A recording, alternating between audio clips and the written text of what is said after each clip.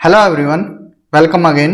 राजस्थान लोक सेवा आयोग आरपीएससी असिस्टेंट प्रोफेसर से में हम 500 plus important question series start किए थे। एक वीडियो हमारा ऑलरेडी हो चुका है, ये हमारा लेक्चर नंबर 2 है। तो आज का वीडियो हम स्टार्ट करते हैं और इस सीरीज में हम बेसिकली क्या डिस्कस कर रहे हैं, पेपर 3 जनरल स्टडीज के इम्पोर्टेंट क्वेश्चंस जो कि सभी के लिए सेम रहने वाला है। तो बिना किसी देरी किए आज का लेक्चर स्टार्ट करते हैं। तो आज का हमारा पहला क्वेश्चन है, राजस्थान दिवस कब मनाया जाता है। अगर बात करें राजस्थान दिवस की एंड राजस्थान स्थापना दिवस की, इन दोनों में काफ़ी कंफ्यूजन रहती है कि राजस्थान दिवस कब मनाया जाता है और राजस्थान स्थापना दिवस। तो हमने आपको प्रीवियस लेक्चर में चरण पढ़ाए थे कि राजस्थान का यूनिफिकेशन, राजस्थान का एकीकरण कैसे हुआ था। तो यूनिफिकेशन में हमने आपको टोटल कितने चरण पढ़ाए थे, 7 चरण बताए थे कि 7 चरणों में राजस्थान का क्या हुआ था, यूनिफिकेशन यानी कि एकीकरण हुआ था। तो यहाँ पर हमने आपको बताया था 4th चरण बताया था जो कि कब चला था, 30 मार्च 1949 को। इसमें क्या है, जो बड़ी रियासतें थीं, बड़ी रियासतें जैसे कि जयपुर थी, जोधपुर थी, जैसलमेर एंड बीकानेर, तो ये चारों जो रियासतें थीं ये क्या है, मिल गई थीं। तो इसके बाद इसका नाम क्या हो गया था, वृहत राजस्थान बोल दिया गया था। तो एक तरह से यहाँ पर क्या है, राजस्थान दिवस मनाया जाता है क्योंकि जो 4 बड़ी रियासतें थी वो मिल गई थी और इस वजह से 30 मार्च को क्या है, राजस्थान दिवस मनाया जाता है। और राजस्थान स्थापना दिवस कब मनाया जाता है, राजस्थान स्थापना दिवस ये मनाया जाता है 1 नवंबर को। अब 1 नवंबर को क्यों मनाया जाता है, बात है 7वें चरण की। 1 नवंबर 1956 को राजस्थान का पूरी तरह से क्या है, यूनिफिकेशन हो गया था, एकीकरण हो गया था। इस वजह से क्या है, 1 नवंबर को राजस्थान स्थापना दिवस मनाया जाता है। तो यहाँ पर राजस्थान दिवस पूछा है तो करेक्ट आंसर हो जाएगा 30 मार्च। अगर राजस्थान स्थापना दिवस पूछा जाता तो आंसर होता हमारा 1 नवंबर। तो इस क्वेश्चन का करेक्ट आंसर है ऑप्शन ए। तो राजस्थान स्थापना दिवस 30 मार्च एंड 4th चरण जो कि हुआ था, और राजस्थान स्थापना दिवस 1 नवंबर, 7वें चरण में 1 नवंबर 1956 को हुआ था। तो अगर आपको हमारे नोट्स चाहिए तो यूजीसी नेट वाला यूट्यूब चैनल के टेलीग्राम को आप ज्वाइन कर सकते हो ग्रुप को, तो वहां पर ये आपको पीडीएफ अवेलेबल हो जाएगी। नेक्स्ट क्वेश्चन है, राजस्थान के प्रथम राज्यपाल कौन थे। तो यहाँ पर राज्यपाल की बात की गई है। आगे बढ़ने से पहले आपको कुछ चीजें बता देते हैं कि 7वां चरण हुआ था 1 नवंबर 1956 को। यहाँ पर महाराज प्रमुख, राज प्रमुख और उपराज प्रमुख के जो पद थे उनको समाप्त करके एक नया पद लाए गए और वो नया पद था राज्यपाल पद। अब देखिए, बात करें प्रथम चरण की, तो प्रथम चरण में 2 पद थे। एक पद था राज प्रमुख का और दूसरा पद था किसका, उपराज प्रमुख का। तो राज प्रमुख कौन थे, उपराज प्रमुख कौन थे और महाराज प्रमुख का पद कब आया, तो यहाँ पर हम डिस्कस कर लेते हैं। राज प्रमुख की बात की जाए तो उदयभान सिंह थे फर्स्ट चरण में। उदयभान सिंह जो कि कहाँ के थे, धौलपुर के थे। उदयभान सिंह कहाँ के, धौलपुर के। जैसा कि हमने आपको पहले भी बताया है कि प्रथम चरण में 4 रियासतें थीं। ABCD से हमने आपको लर्न कराया था, A for Alwar, B for Bharatpur, C for Karauli and D for Dholpur. तो यहाँ पर धौलपुर के जो थे उदयभान सिंह, उनको राज प्रमुख बनाया गया और जो करौली के थे गणेश पाल, उनको क्या है, उपराज प्रमुख बनाया गया। तो नाम याद रखने, यहाँ से क्वेश्चन लगेंगे। गणेश पाल जो कि कहाँ के थे, करौली के थे, उनको क्या है, उपराज प्रमुख बनाया गया। इनके बाद में कुछ टाइम बाद फिर तेज सिंह को बनाया गया, तेज सिंह जो कि कहाँ के थे, अलवर के थे। तो नाम याद रखने हैं ये। देन इसके बाद फिर सेकंड चरण चला। अब सेकंड चरण में भी राज प्रमुख और उपराज प्रमुख के पद थे। तो यहाँ पर राज प्रमुख किसको बनाया गया, राज प्रमुख भीम सिंह को बनाया गया। भीम सिंह जो कि कहाँ के थे, कोटा के थे। एंड उपराज प्रमुख किसको बनाया गया, मेहरावल बहादुर सिंह को। नाम याद रखने हैं ये, मेहरावल बहादुर सिंह। ये कहाँ के थे, ये थे बूंदी के। जैसा कि हमने आपको बताया है कि सेकंड चरण में टोटल कितनी रियासतें मिली थी, 9 रियासतें मिल गई थी। बात करें थर्ड चरण की, तीसरे चरण की, तो तीसरे चरण में राज प्रमुख कौन थे, उपराज प्रमुख कौन थे। नाम याद, जो ऊपर लिख रहे हैं हम वो राज प्रमुख है, जो नीचे लिख रहे हैं वो, सॉरी, जो ऊपर लिख रहे हैं वो राज प्रमुख है, नीचे जो लिखे हैं वो उपराज प्रमुख हैं। तो थर्ड चरण की बात की जाए तो यहाँ पर जो राज प्रमुख थे वो भूपाल सिंह को बनाया गया। भूपाल सिंह जो कि कहाँ के थे, उदयपुर के थे। एंड क्योंकि थर्ड चरण में उदयपुर को भी क्या है, मर्ज कर लिया गया था। और यहाँ पर उपराज प्रमुख किसको बनाया गया, वो बनाया गया भीम सिंह को, जो कि कहाँ के थे, कोटा के थे। तो भीम सिंह कोटा वालों को यहाँ पर क्या है कि इनका क्या है, राज प्रमुख से यहाँ उपराज प्रमुख बना दिए गए। अब बात आती है फोर्थ चरण की। फोर्थ चरण में क्या है, बड़ी बड़ी रियासतें मिल गई थी, जो कि जे बी से आप याद रख सकते हो। यहाँ पर जयपुर, जोधपुर, जैसलमेर और बीकानेर। अब चारों अपने आप में सुपीरियर थी। तो यहाँ पर बोला गया कि राज प्रमुख कौन बनेगा, उपराज प्रमुख कौन बनेगा। तो यहाँ पर क्या है, एक पद और एक्स्ट्रा ऐड कर दिया गया। और वो पद कौन सा था, यहाँ पर महाराज प्रमुख का पद भी क्या है, ऐड कर दिया गया। महाराज प्रमुख का पद को ऐड कर दिया गया। तो महाराज प्रमुख एंड राज प्रमुख और उपराज प्रमुख, तो ये 3 पदों को यहाँ पर क्या है, चिन्हित किया गया। अब कौन सा पद किसको दिया गया, महाराज प्रमुख बनाए गए भूपाल सिंह। भूपाल सिंह कहाँ के थे, ये उदयपुर के। देन इसके बाद जो राज प्रमुख हैं वो बनाए गए मान सिंह। मान सिंह द्वितीय, मान सिंह द्वितीय थे जयपुर के। तो यहाँ पर इनका ये लिख लेना, जयपुर के रहने वाले थे। एंड उपराज प्रमुख बनाया गया भीम सिंह को, भीम सिंह को। और ये कहाँ के थे, कोटा के थे। तो यहाँ पर 4 चरण में हुआ। पहले चरण में राज प्रमुख उदयवान सिंह एंड उपराज प्रमुख गणेश पाल, जो कि करौली के थे। बाद में फिर तेज सिंह को बनाया गया। सेकंड चरण में यहाँ पर राज प्रमुख भीम सिंह कोटा वाले एंड उपराज प्रमुख मेहरावल बहादुर सिंह बूंदी वाले, इनको बनाया गया। थर्ड चरण में भूपाल सिंह को राज प्रमुख बनाया गया एंड उपराज प्रमुख भीम सिंह को। फोर्थ चरण में 4 रियासतें मिली, जे बी, यहाँ पर जयपुर, जोधपुर, जैसलमेर एंड बीकानेर। तो यहाँ पर फिर मांग उठी कि किसको बनाया जाएगा, एक पद और ऐड किया गया महाराज प्रमुख का, और वो बनाए गए भूपाल सिंह, कहाँ के, उदयपुर के। क्योंकि जो उदयपुर था वो तृतीय चरण में ऐड कर लिया गया था और उनको ही यहाँ पर महाराज प्रमुख बनाया गया। राज प्रमुख जो मान सिंह द्वितीय थे जयपुर के, उनको बनाया गया। एंड कोटा वालों को क्या है, ऊपर राज प्रमुख बनाया गया। अब आगे देखते हैं, यहाँ इस स्लाइड में जगह नहीं है तो अगली स्लाइड में देख लेते हैं। तो 5th चरण की बात करें, अगर 5th चरण में यहाँ पर क्या है, जयपुर राजधानी थी। मत्स्य संघ और वृहत संघ को ऐड करके संयुक्त वृहत संघ बनाया गया। 5वें चरण में क्या है, महाराज प्रमुख भूपाल सिंह को ही रखा गया।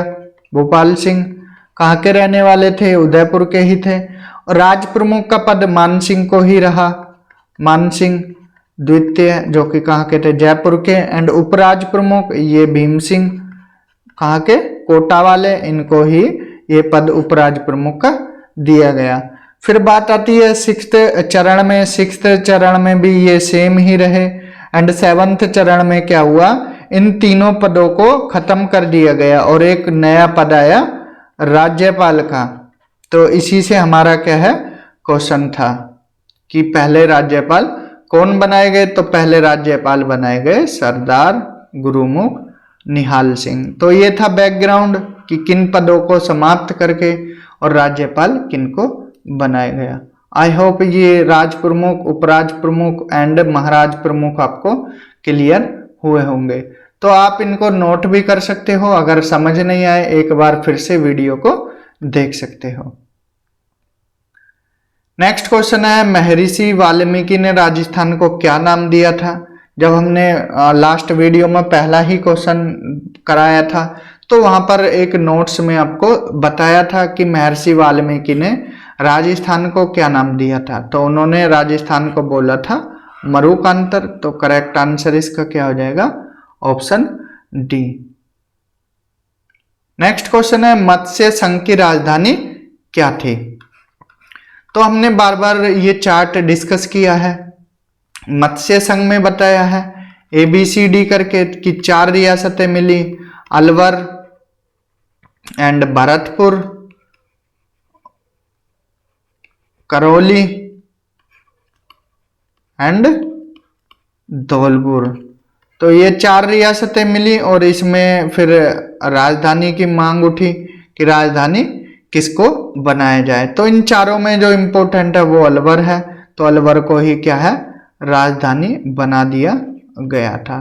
तो मत्स्य संघ की राजधानी क्या बनी अलवर बनी। तो करेक्ट आंसर क्या हो जाएगा इसका ऑप्शन बी। और अलवर का क्या है मिल्क केक फेमस है, मिल्क केक फेमस है। नेक्स्ट क्वेश्चन है, सिरोही का राजस्थान में विलय कब हुआ। तो ये इंपॉर्टेंट क्वेश्चन है, ये क्वेश्चन बनते हैं। तो बात करें सिरोही की, देखिए चार्ट देखिए, अगर आपने चार्ट नहीं देखा है तो ये वाला चार्ट देखिए। तो सिरोही की बात की जा रही है कि सिरोही को कब ऐड किया गया था। देखिए 6th चरण में हमने प्रीवियस लेक्चर में बताया था कि व्रत संयुक्त व्रत राजस्थान में सिरोही को ऐड कर लिया गया था। तो 6th चरण 26 जनवरी 1950 को था। तो तभी क्या है सिरोही को ऐड किया गया। अगर चरण पूछे तो चरण बताना, डेट पूछे तो डेट बताना।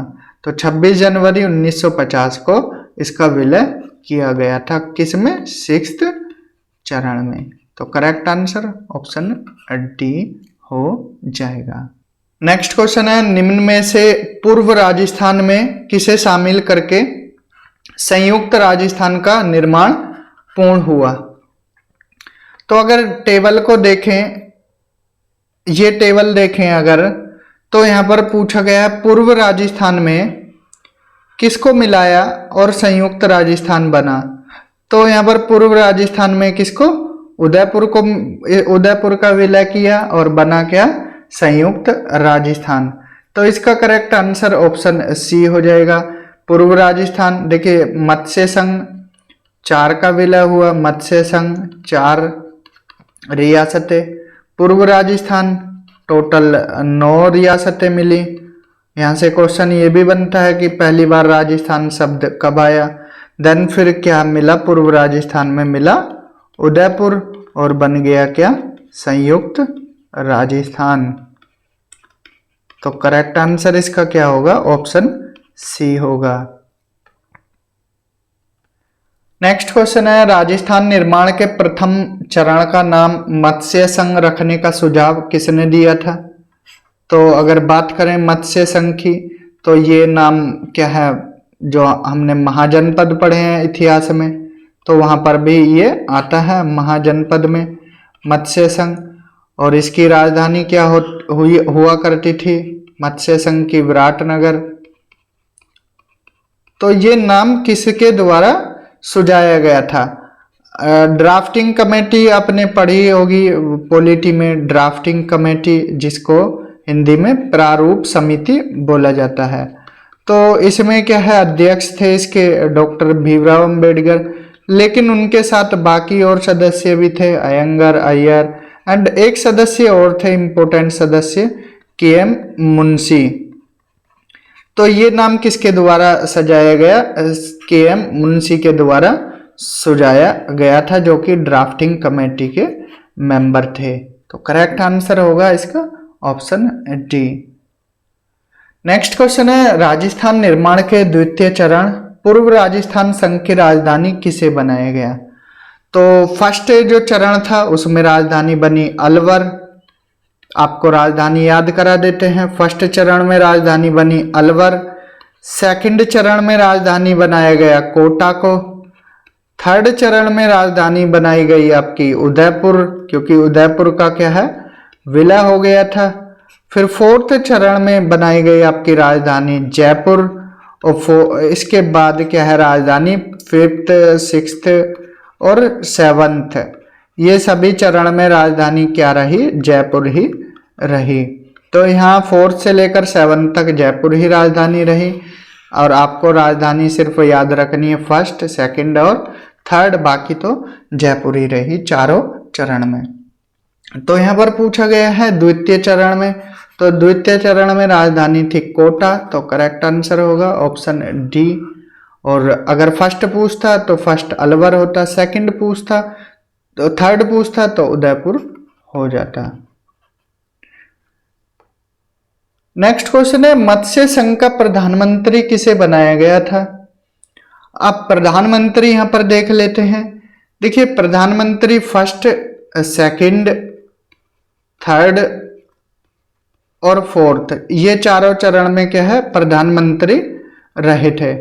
तो फर्स्ट चरण में कौन रहे थे प्रधानमंत्री?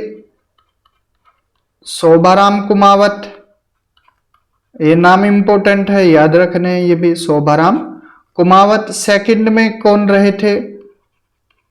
गोकुल लाल आसावा। एंड थर्ड में रहे थे आपके माणिक्यलाल वर्मा।